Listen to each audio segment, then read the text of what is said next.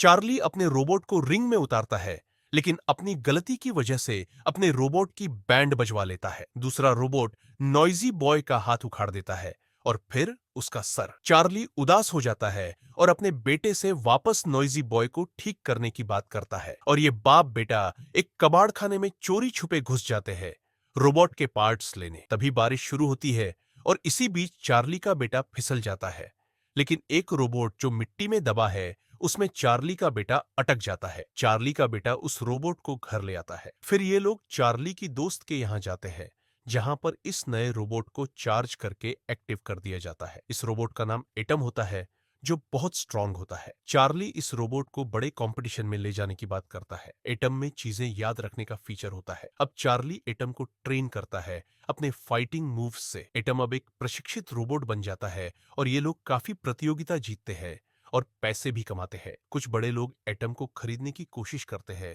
लेकिन चार्ली का बेटा एटम को नहीं देता है। एटम की लड़ाई एक रोबोट से होती है, जिसमें एटम उसको हारा देता है।